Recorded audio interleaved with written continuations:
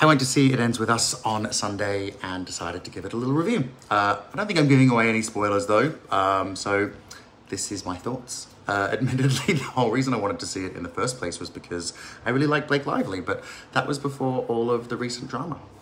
So apparently there are two versions of the film. There's Blake's version, and then there's Justin Baldoni's version.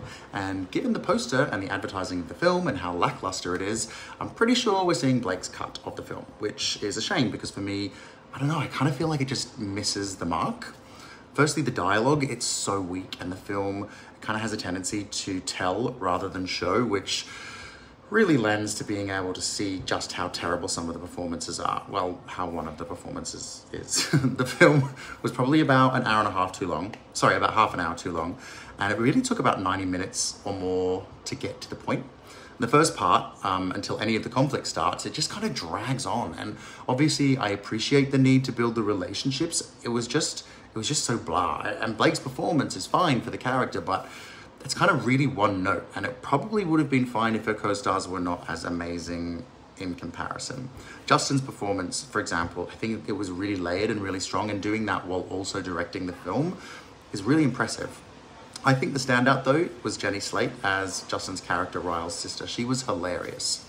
Now, watching interviews with the cast, the film is about hope and being strong enough to remove yourself from a horrific situation of domestic violence. But the film really doesn't focus on this at all. It's kind of focused on the love story of the two main characters and the parallel love story with Lily's childhood sweetheart, Atlas.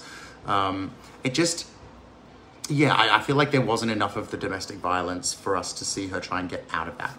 And there is a part of the film where it kind of just makes sense that it's the end, but it just keeps going.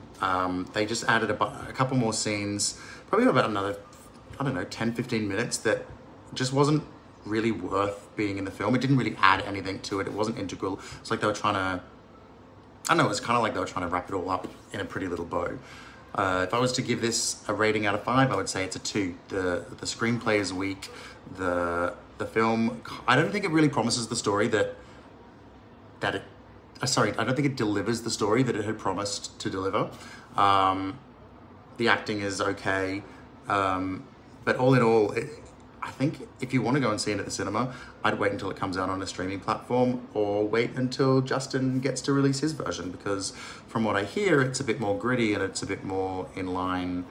It's a bit more in line with what it's supposed to be about. But, you know, grab your girlfriends and your florals and go and see it if you want.